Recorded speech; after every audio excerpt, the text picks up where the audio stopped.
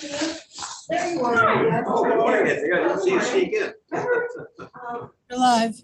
Chicago, Mr. Cellophane, see right through you. Do you remember that song from Chicago? The musical. Yeah. Oh, I never saw it. I don't remember.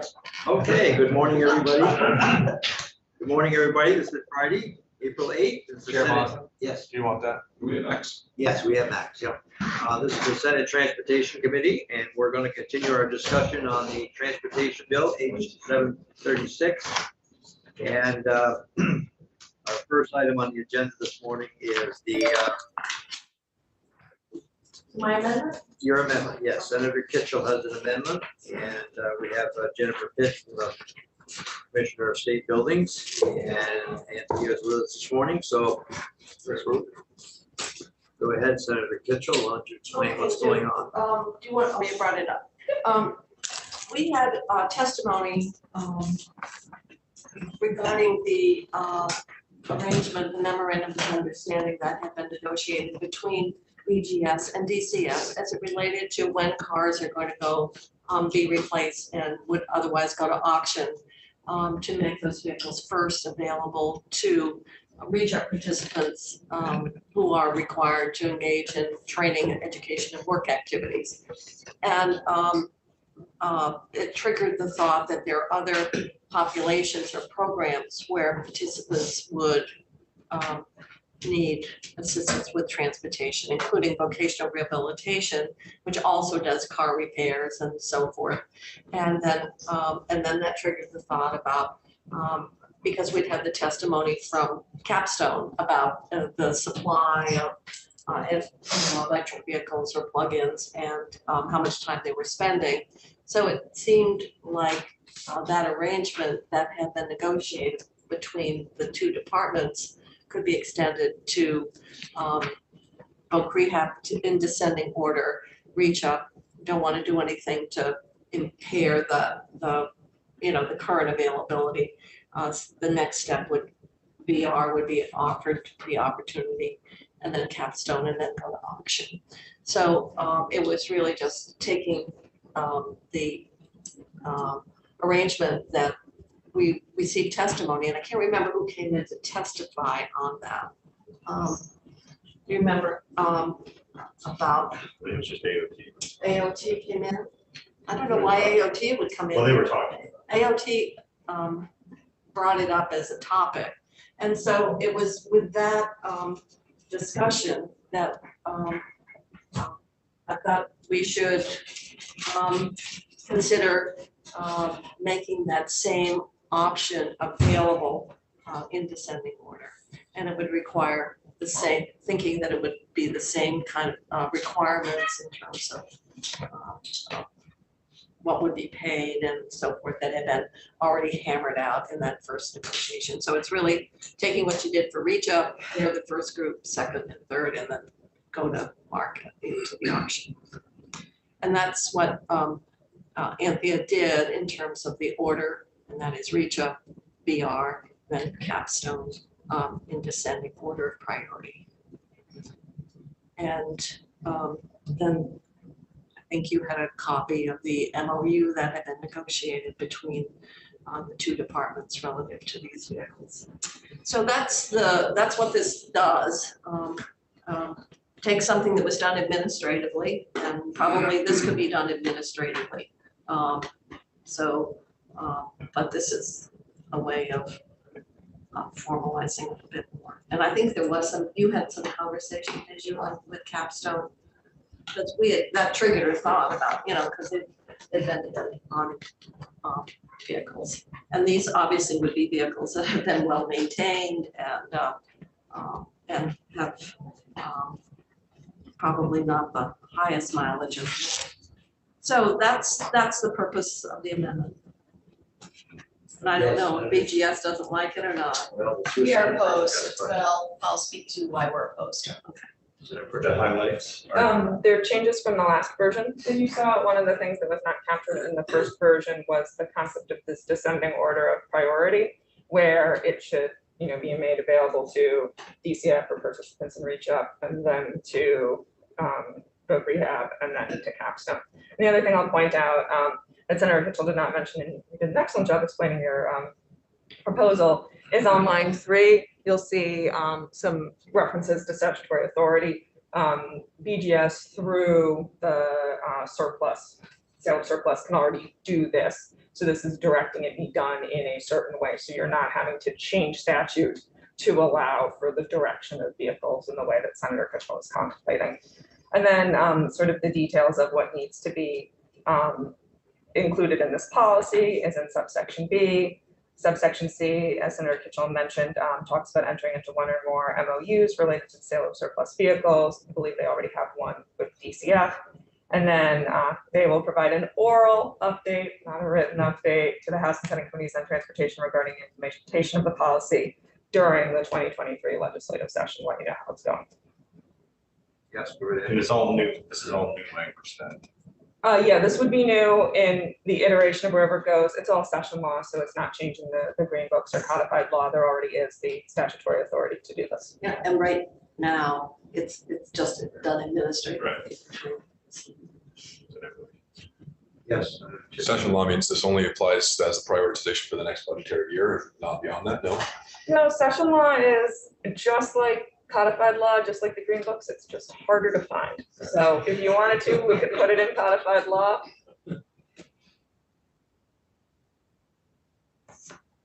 Okay. All right, any other questions, or we'll switch to the commissioner? Commissioner, do you want to pick this up? You make it up. It's okay. Am I going in the hot seat? Sure, you'll come right over. All right. Yes. Thank you and welcome. Thank you, and for the record, my name is Jennifer Fitch, and I am the Commissioner of Buildings and General Services. I'd like to start out with a really warm story that you heard and shared, but I'd love to share it again with you personally, Senator Kitchell, and that was, I had the honor and the privilege of being mom, and being on the first field trip in the State House since the pandemic with my daughter in the 6th grade. And one of the things, we were out here looking at the women's suffrage poster, and you walked past like 3 or 4 times with your head down. And as you were going up the stairs, I said, do you see that person on that panel over there? Do you see that photo? And they said, that's Senator Kitchell going up the stairs. And they were all like, oh, so you're famous. So my daughter's 6th grade class, just so you know. You got recognized, how you like that? It was actually very heartwarming and very sweet. They were excited to be in the building in general. They were so excited to be around the legislators. It was a big day and a big moment for them. With her today. Oh, You're right, Jane. Oh, Yeah. This has nothing to do with the fact that you oppose zero. I'm thinking that. So Pharaoh's heart is hard. I think about that. No, we're not funding that, no. no, honestly, and I learned about a program, which hopefully my younger kid will be able to do, where Lillian worked on what does it take to create a bill, and she created her own bill. And I just learned by Dee Sheets yesterday that there's a day you normally have where kids come in and they get to propose their bill and go through the different committee rooms, and then, you know, eventually the bill becomes. Gee, I should have recruited your daughter for this amendment. Let me know what day that is. I might have to go to that class. That apple does not fall far from the tree. So thank you for having me here today to talk about the proposed language. BGS is opposed only because it limits our statutory authority and it creates unnecessary process and makes us less efficient. So as you know, the governor, as well as BGS, supporting the most vulnerable, right? And that's what this program is all about. And that's exactly how it started over the last year. And so we've had the honor and the privilege, as you said, of working with Reach Up. It's been a great program. We have sold. Glad you like it. I was one of the mothers in the program. Oh, that's great. More credit, I'm sure. Seriously, well, Dr. Donizer is also another, It'll be a tough day with Jane today. that was Howard Dean. I was working with Howard Dean. And Reach Up, just to let you know, because it came with a work requirement, it was very controversial. And I was accused of leading an economic assault on the most economically oppressed women in the state.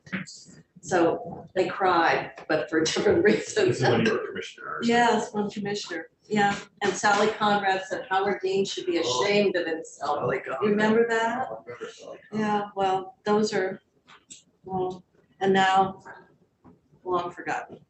except for the beneficiary of, so an economic assault. So that's interesting. So you're opposed. Are you opposed because you could do it administratively and this is unnecessary restrictions on you? Right, so that is correct.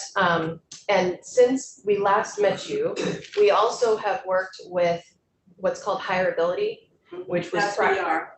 priorly known as Voc Rehab. So, and we are in the process of selling them 3 vehicles right now as well. So basically what you're saying, and I hate gratuitous language, and if you can do something administratively, we don't need to instruct you to do it. Correct, and I also want folks to know that I know Sue Minter personally. She was the secretary of VTrans while I was there. I went to a trip with her down to Washington DC for 3 days. It was an amazing trip, and she and I spent a lot of time together. And I considered her to be one of my mentors when I was there. And so I have said vocally, I've put it in emails. Sue or anyone from Capstone is welcome to reach out to us anytime and basically create that partnership, and so that we can involve them in this process as well. So we're very open. I'd love for Sue Minter to call me or someone on her staff, and let's get this started. But I think so. It's a comment that was made by your staff, and that was, well, they could always buy them at auction, and it was like, well, why would you not sequence it that way? As long as what you're saying is what the amendment does is unnecessary because it's actually happening now in the absence of it. And we remember we had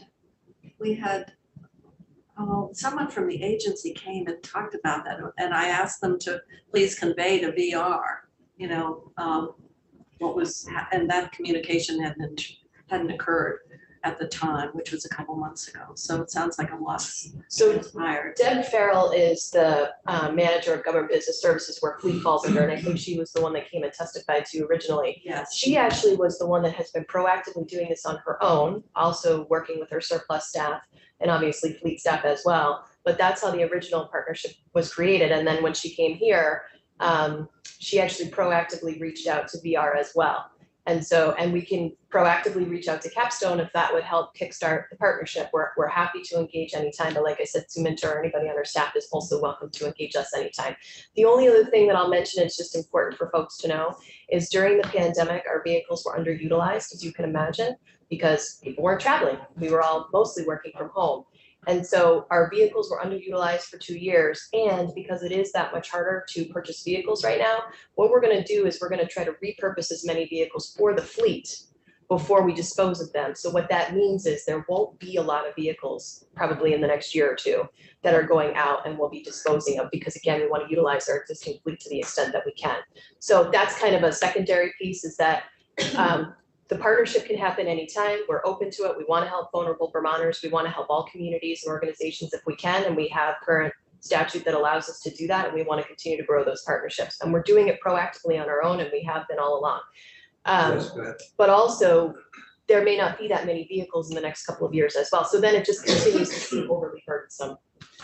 So Commissioner, what would you do if you had 3 MOUs? Because what I hear you saying is if Capstone or others called you, you would do an MOU with them. Is there any, how would you do the order priority? Like what if 3 organizations say, we want to buy your used cars? How would you priority in the absence? How would you do that? Or would that be written up in the? Well, it's sort of a natural priority that's already happening because, right, we've been working with Reach Up, and so it's just natural now that we go to Reach Up first. Now with Voc Rehab or Hireability, I want to make sure I say that right. We have that partnership created, so that will be our natural number 2. And again, you know, Capstone is wanting to partner with us, but it sounds like they do, you know, happy to create that partnership. So what I'm getting at is I think all of these things are going to happen naturally and organically on their own. And we take a lot of pride and privilege in helping, again, vulnerable Vermonters. And I wanted to read a statement from Erin, who's part of the Reach Up program, just because she sent this really sweet email after learning about this language. And she said, "This partnership with BGS has literally changed lives for families throughout Vermont. It was incredible to be able to meet some of these families and see the joy in their faces as they drove away in their cars. In one of the families who got a car, the dad is a flagger and drives all over the state for his job. The mom said to me, 'Nothing good ever happens to us. I couldn't believe it when we got the call that we were getting a car. So many families live on the edge. The relief of owning a car that is reliable and gets great mileage too is immense. Thanks so much for your leadership and partnership to provide this incredible resource for families. So again, these are the good stories, and we want to continue to support these good stories, and we want to make those partnerships. Tell me how it works. When a car reaches a certain age or mileage, then you sell it to folks like these organizations. At what price? Is it a fair market value? Yes, it is. And they buy the car and work it through their association? That is correct. So when it's internal state government, it's just basically we back charge. There's just a transfer of money between one department or another. But the same thing, we would invoice, if it was a outside entity, right, we would invoice them and then they would pay us back. But we do fair market value. And traditionally, we dispose of vehicles right around age 6 or at a certain mileage. But again, because they've been underutilized for the last 2 years and because they're so difficult to purchase right now, I think we're mine trying to would have gone a long reutilize. time ago, Yeah, 12 years old, Now, do you get the 160. police cars too? No, no. That's a separate. Don't know. I know that I saw the other night, Surplus does sell the big heavy equipment, but I don't know if we sell the police vehicles. They do sell them at auction. Yeah. I've known people that buy. Yeah, you can always tell the used police car, because they bring them over to the AO2. How many you spend a year? Is it an average, like you buy so many a year or like 5 a year, 10 a year? So we do have an average number of vehicles we buy per year, but I'd have to ask my Okay, just fleet curious. manager for that Did you number. have, how many do you have total? We have a lot of vehicles. Again, I don't know that number on the top of my head, but we do have a lot of vehicles because we provide vehicles to everybody in the state of Vermont with the exception of Fish and Wildlife, DPS, and then some vehicles for V-Trans. Some we provide and some they purchase on their own. V-Trans must have a ton of pickups, I don't know, pickup trucks. That's correct. Those are auctioned off, usually it's town garage or state garage. I'm looking Yeah, no, I know I see the auction all the time. Yeah, I mean, I know we do auction, Michelle Boomhauer, Vermont Agency of Transportation. I know we do have auctions to let equipment and vehicles go. And I don't know in terms of the process related to the BGS distribution of vehicles versus ours. So this is different, this is mostly the, These would be, because obviously these are getting people to work, so we wouldn't be buying the big pickups. Right, you'd be doing the light passenger vehicles, absolutely. So basically, you're saying this isn't necessary because you're prepared to do it anyway. And we've been doing it proactively on our own without anybody encouraging us to do so. And I actually have to give a lot of praise to my staff because they just ran with it. I mean, I found out about it, after they had already made original contact and said, hey, we're doing this thing. And I said, this is great. Let me know how I can best support you in creating these partnerships. Yeah, we started with Good News Garage as a first. yeah, Michelle, sorry, go ahead. Well, I was just thinking, Senator Mazza and Senator Kitchell talking about pickup trucks.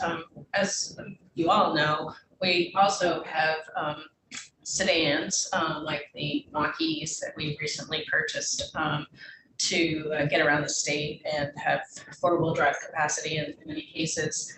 And we are now transitioning to having all of these sedans that we have to use when we don't need a pickup truck be electric vehicles. And so that's maybe something to think about for the future. Yeah, are you thinking about electric vehicles too, or?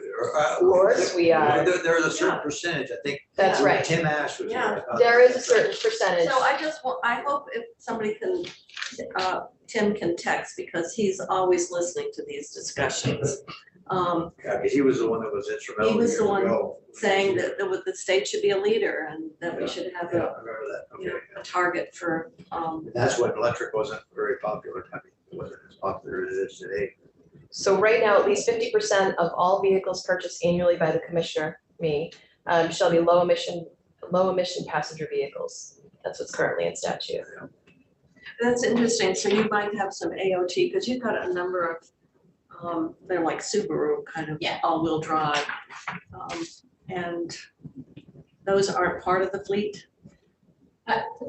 Which vehicles do we Some get for you? some of them we provide you. I think it's your light duty. I think anything that's specialty vehicles for you to perform on the road job functions, like your, plow trucks and things, I think those are the ones that you purchase. Okay, so you're already purchasing our light duty vehicles, so they would be in this. They would be already That is correct. available. Thank you. That is correct. I hope you got a good one from Michelle Drive. She gets the top line, Okay, you she know gets how it that back. works. She gets it back. Yes, she does.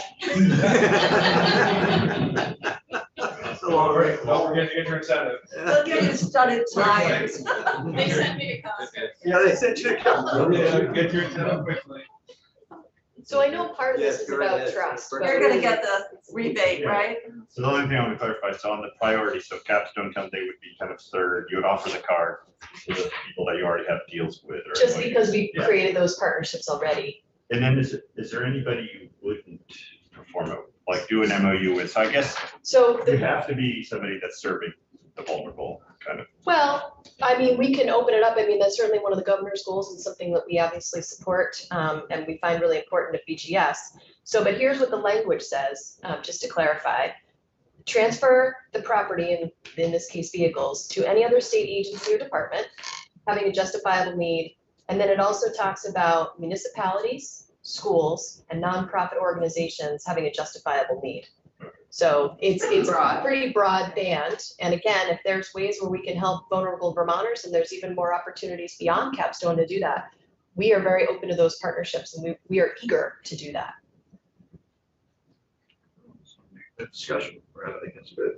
So what's your thoughts? Well, I don't think that, And you can have me back next year. I don't think in light of what we've heard, that it's necessary. I have no desire to put in unnecessary language in bills and if something can be done administratively, then that's the preferable way. So, Can we journalize the commissioner's remarks about you this morning? yes, please, please. No, would you get up on the floor? Yeah. For your personal Well, I privilege? can't, I'll start crying. You know what I mean? And we got embarrassed, on a Friday. But I'll try to do my best. Sir, go ahead. Commissioner, well, thank you for coming in. Thank you. Appreciate it. And we're happy too. I think Deb Farrell, you had talked to Deb Farrell about potentially Capstone and so if there's someone we can contact Yeah. or if someone from Capstone wants to reach out to us. Who did you talk to at Capstone? Well, probably Paul or Sue. Paul. Well, super, let's start at the top, right? So, We're happy to form that partnership. Okay, great. Well, they're probably listening right now too. So give us a call. There, can't beat that. That's right. I'll tell you. It's amazing. We tend to forget that there are a lot more people than those of us in the room who are listening. That's probably Senator Ash right now. Senator Probably. Phone's going on, everybody's phone's going off. I have my phone in the other room. Shut it off. There you go. Okay, well, that's it. Thank you. And Anything else you want to I share with would us? be happy to, like I said, to come back next year. And hopefully by then worry. we form the partnership with Capstone and I can talk about that You as got a well. lot of things under your jurisdiction. Of course huh? we do. Wow. We have our Rest hands a little bit in areas. everything. Read the good news about rest areas. You've done a good job there. That's good. Yeah. What was that? Well, they shortened their hours and they're trying to provide the services. We're trying to do best return on investment. So our hours are reduced, but all centers are open and we've been really honing and refining. So we put out traffic counters. Thank you to V-Trans for that partnership.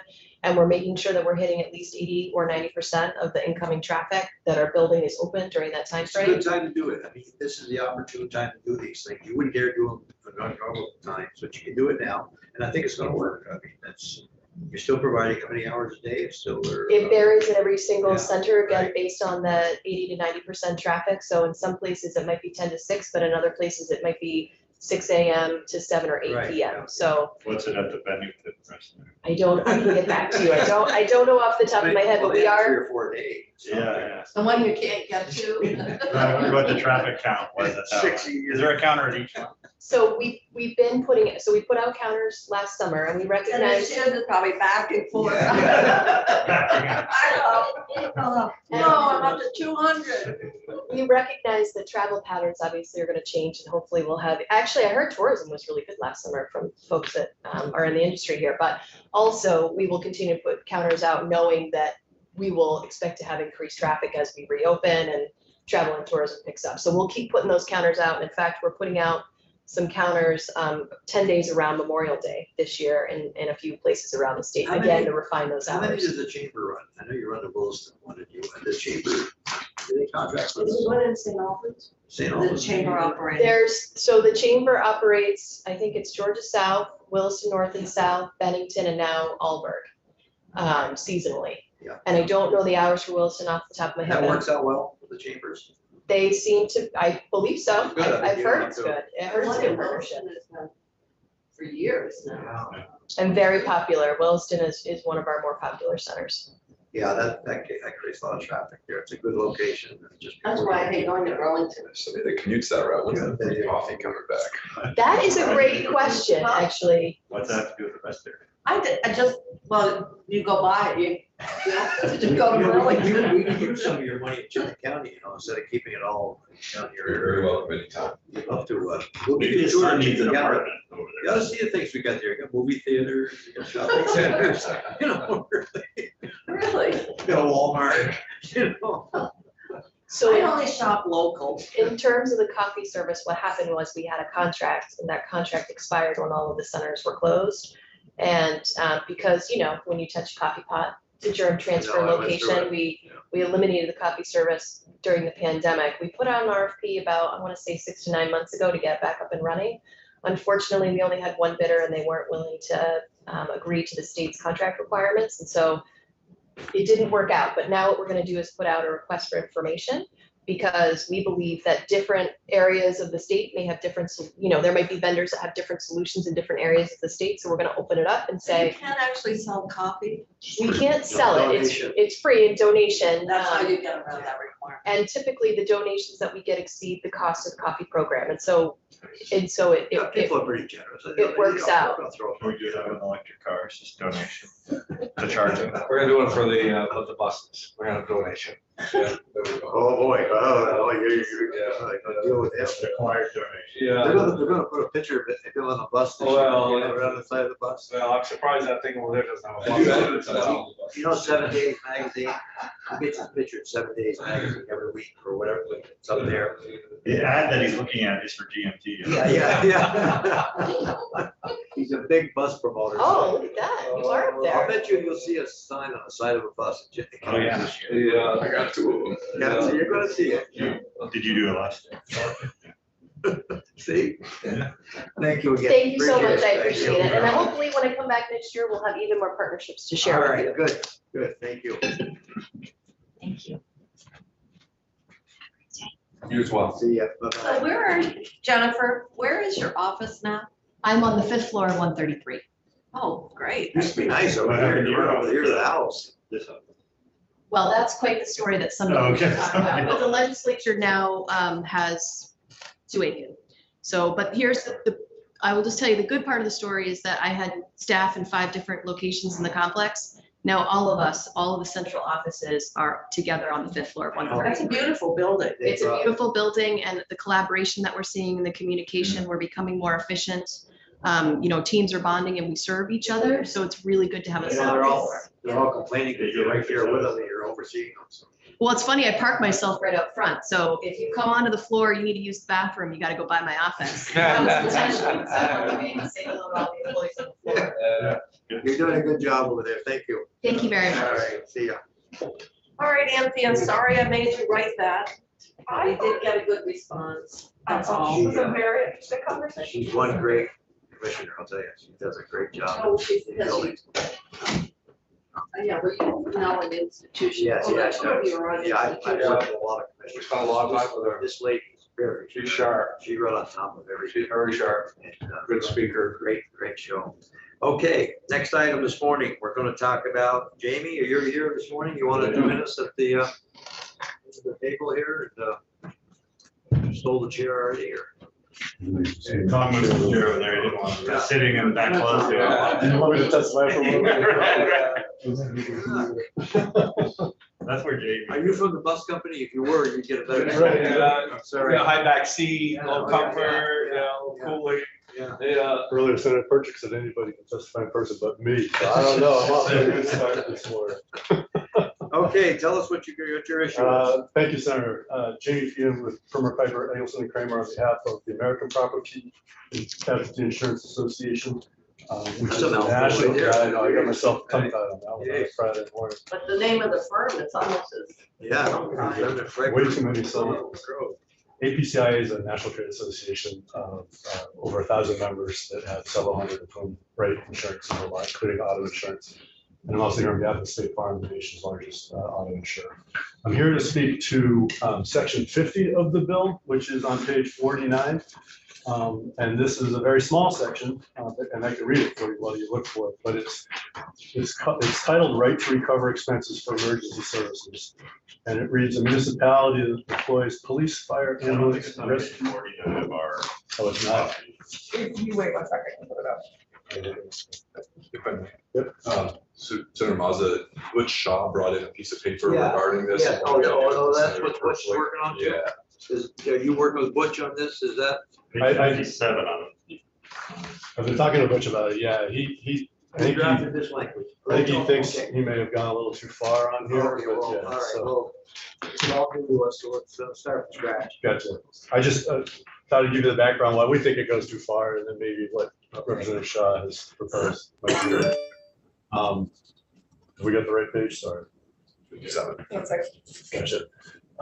So it says the municipality deploys police, fire, ambulance, rescue, or other services to aid stranded operators of vehicles or remove disabled vehicles may recover from the operator or the operator's employer the cost of providing those services. This was added fairly late in the House process in conjunction with a series of amendments related to covered bridges, smuggler's notch, and violations. Sounds probably emergency service. See a volunteer. No. No, Butch. I think Butch is. Yeah, he works, he's in the fire department. This sort of proposal is sometimes called an accident tax. It was proposed here actually about 8 or 10 years ago in a House bill that failed to advance. Right up there with the disco ball.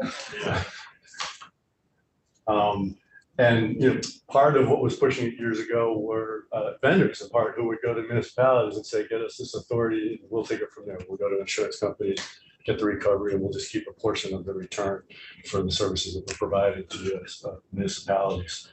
I just want to be clear at the outset, that I'm not here to speak negatively of emergency services. We all appreciate the work they do, and our policyholders benefit extremely from those that help all of us in general.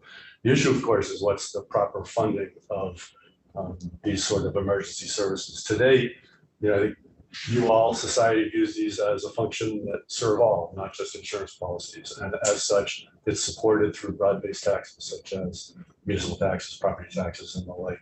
This sort of shifts the responsibility to one particular industry, insurers, and in addition to still collecting taxes. And so we have several concerns with that approach. One of the reasons it failed years ago, and I imagine would still be the case today, was some testimony from emergency service personnel saying they don't want someone to not call 911 for fear that they're going to be billed for that service. And I'm sorry, that was a double negative, but I think the message was clear there. We also have other concerns, as I mentioned, it singles out one particular industry. Emergency responders serve and benefit all, including in addition to insurance policyholders. In terms of insurers, this represents an additional exposure that's not currently factored into the auto insurance policies. So this would represent an additional increase in all of our rates to sort of reflect this exposure. The language itself has raises a number of questions. As taxes currently do pay for these services, recovery from the municipality of insurers raises issues of double recovery, in other words, paying twice for the same service. The language doesn't contemplate fault or liability. In other words, what about the individual who is involved in a four-way crash through no fault of their own, yet they could be billed for the service to come to the crash site? What about multiple operators and vehicles? How would it be apportioned? It doesn't provide any sort of guidance in terms of reasonable expenses, the level of the response. I'm sure each municipality has a different response rate in terms of the vehicles that are dispatched. And, is the payment sought for the entirety, for all the services, et cetera. It doesn't, the term stranded operators is also sort of ambiguous. Could that include, for example, someone whose car broke down and they're just waiting for a ride, and if a police officer comes and gives them a ride someplace, is that a service that would then be billed to that stranded operators insurer? Including an employer also raises a number of issues. I assume it's there because it's related to employers that have, a fleet of vehicles or drivers for their, but this doesn't say that, of course. So it does raise the possibility that someone in their own personal vehicle driving to work, or doing some sort of work-related vehicle would be, the employer could be billed for services under this language. So I could go on, but there are, a number of issues that are raised by this. Yes, go ahead, Senator. Would you just buy it all at the house? No, I saw it when it came out to the House floor. Immediately started talking to Representative Shaw, so. So what's our suggestion? It doesn't seem like it was very well vetted though. Yeah, so how, I would, on behalf of my clients, I'd ask you to pull the section in its Senator entirety. Chittenden, go ahead. I'm guessing this was inspired because of the notch, and I'm wondering if more narrow language that could target just when somebody gets stuck in an area, however you want to define it. Notching No, or no. Notch. Any notch or covered. Or any roadway or structure that has specific language that will prohibit that person from going in there. I mean, I don't. I think this is much broader than that, Yeah. frankly. I think it is. I think Butch, it's really any kind of expense that's incurred as a result of an accident. So it could, as you say, a four-way crash, that was the example. So I think that this is very expensive. And I think it might be more broader than what we're gonna have time to try to get our bill Well, out before. Butch, Anthea, did you draft this for Bush? Did, and I'm texting him to see if he wants me to put it up on the screen. Have you Well, he seen gave it this? to us. Yeah. Yeah, so, go ahead. An early draft, I don't quite know if it's changed at all. I Yes. think the idea was to tie it to particular, whether it was a covered bridge or the notch road, which I think would be violations of existing law. Yeah. Yeah. There So I was mean, specific violations. I think that Violating gets to what I assumed was, because again, it was presented with all these other covered bridge and other enhanced violations. Senator It's really helpful, it's still as a policy question for you all. Do you Well, want the to way it's allow? written though is Yeah. not limited. No, certainly not. So I definitely see it's too broad. I agree to your points. I'm still supportive of something on the notch road, maybe covered bridges, because I gotta say, I think that might do it. If a truck gets stuck there and then they get stuck with a really huge bill, that will affect the trade associations that monitor trucking to really work with Waze and Google to fix this so that those GPS units are more conscientious of not routing trucks or large vehicles.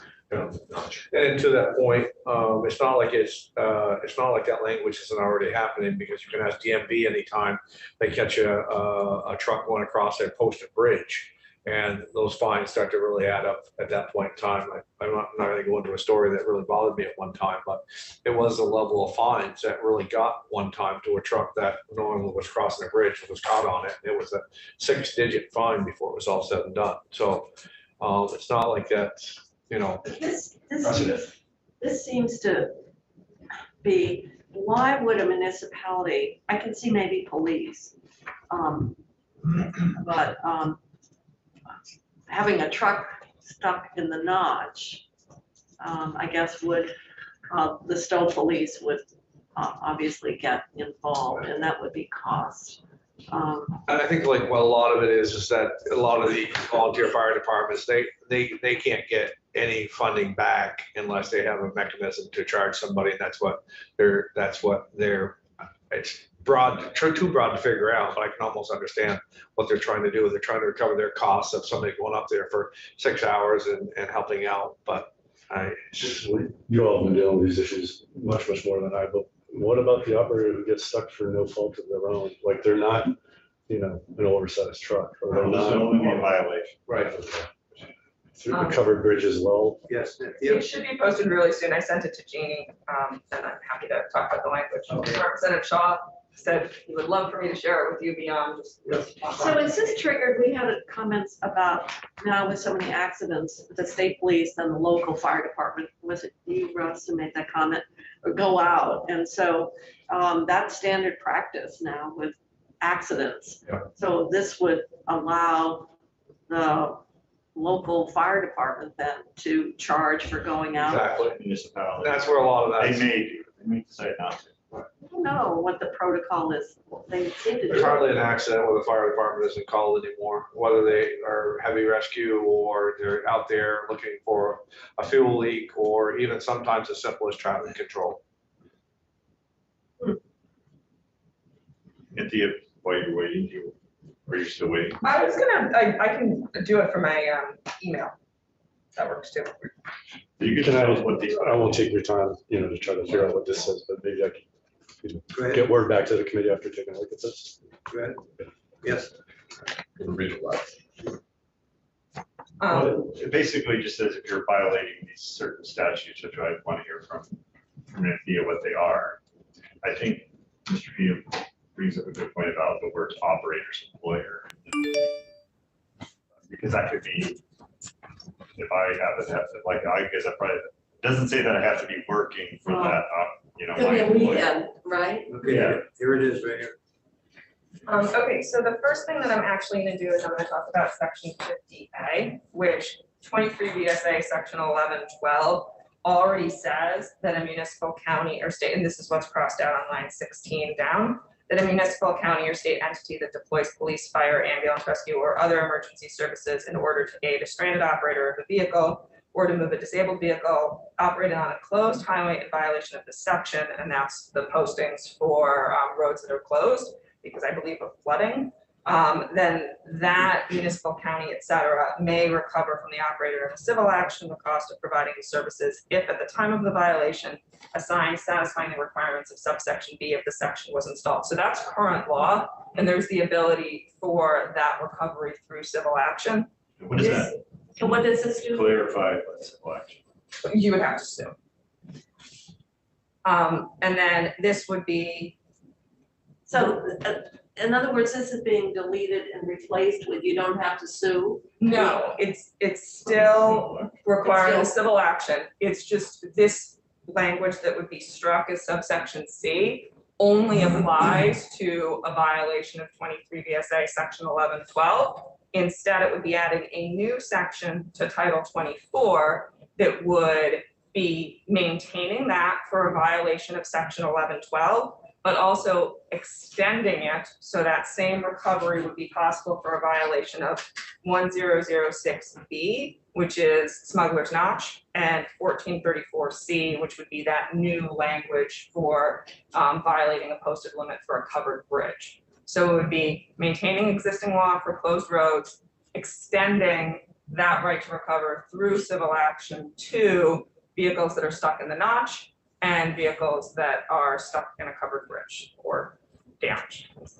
Did the existing language that was crossed out include this operator's employer? I guess if it's a civil action, they'd have to prove there was some kind of connection to the employer. It is just the operator. That is a good distinction. Thank you for asking that, Senator Birchwood. So it says just may recover from the operator in a civil action, whereas this would be saying may recover from the operator or the operator's employer in a civil action. If I was just driving my car and I got stuck, they couldn't go after mine. I work at McDonald's, they're not gonna go after McDonald's. You know, that's the way the language would read, right? Because they're my employer. There's nothing to do with me driving on the notch on it or on a closed road. But they would, in a civil action, we would assume no court would fault my employer for my driving on a weekend. I don't think I'm the best person to answer that question. I will say that this is tracking the approach that the agency is proposing with regard to smuggler's notch, where it would be both the operator and the operator's employer who could be subject to a civil penalty if they're not the same person. Earlier in the bill. Yeah, earlier in the bill, and that is a deviation from existing law, which is currently the operator or the operator's employer. So there's already this concept in your statutes to say that if a vehicle is going through smuggler's notch in violation of that, the operator's employer could be on the hook for the civil Where does penalty. this language come from? Who proposed it in the House, or is this a bill? AOT? No, it's not true. This is Yeah. Representative Shaw's language and then Representative Shaw's modification. No, I mean. No, was it his language? I'm sorry. Put it in the bill. Oh, you put it in the bill, okay, and now, okay, I got that, sorry, yes, okay. Next, go ahead.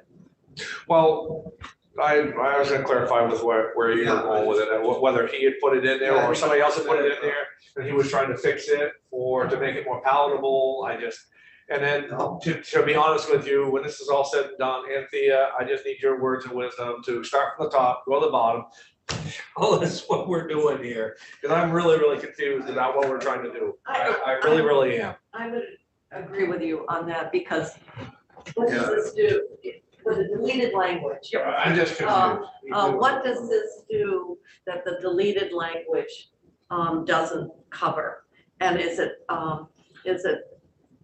it making specific the bridges and the not those statutory references? But my question is, this is being struck, replaced. Tell us what this does over and above what the existing statute Yes, provides. So what existing statute allows is for a municipal, county, or state entity that deploys fire, ambulance, rescue, or other emergency services in one instance, and it's to aid a stranded operator of a vehicle who violated a sign that's posted for a closed highway. That municipal entity, municipal county or state entity, I'm just gonna call it municipal entity for short form here. That entity could then sue the operator in civil action to recover the costs in providing the services that were a result of violating a sign that's posted closing a road. So that's current law. What the striking out of this language and replacing it with this new 24 VSA section 2296A language would maintain that for the closed highways. It would also make that recovery option available for a violation of the smuggler's notch statute, which exists in current law, and for the covered bridge violations, which is something that the T-bill proposes to add.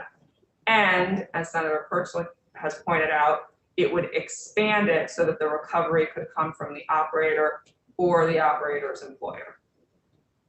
So those are the differences from existing law. What it can cover in terms of the 3 violations as opposed to just the 1 violation, and who can be sued.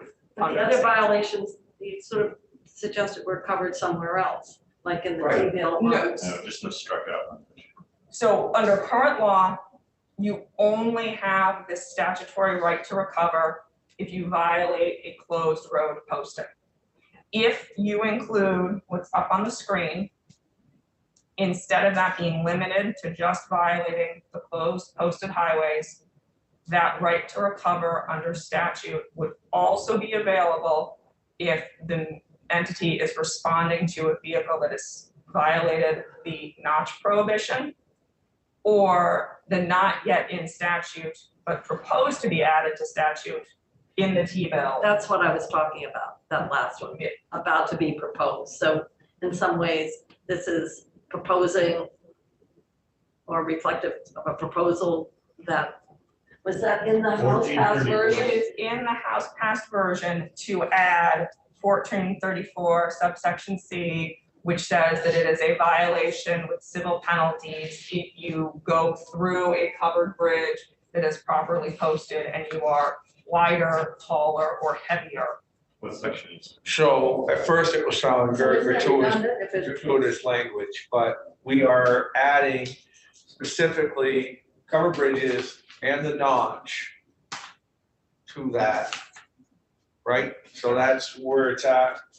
But what I'm having a hard time reconciling is the proposed language relative to the covered bridges that you're saying. In other words, are we addressing the same situation in 2 different places? No, so That's what I'm trying to understand. I'm with you on that. So currently, there is a statute that allows municipalities to restrict the use of covered bridges, and there's a statute in existing law that allows for there to be a $200 fine for the first offense and not more than $300 for the subsequent offense. That is proposed to be increased in terms of the civil penalties and moved from Title 19 to Title 23, where it would be, this is getting in the weeds, a traffic violation would go to the Judicial Bureau. There is not, under current law, a statutory authority to recover from the operator of a vehicle that violates a posted limit for a covered bridge, to recover from that operator the costs of recovery in that instance. And one of the things that Jamie was talking about is, taxpayer money is providing emergency rescue services. It's not something that's supposed to necessarily be put to the operator who requires those services. This would statutorily be saying, in the case of violating one of these special limits that are posted for a covered bridge, that operator or operator's employer could be on the hook for paying, if sued through civil action, for the costs related to that rescue service. Okay, now I'm gonna get in the weeds a little bit, so get me back out of it if you can.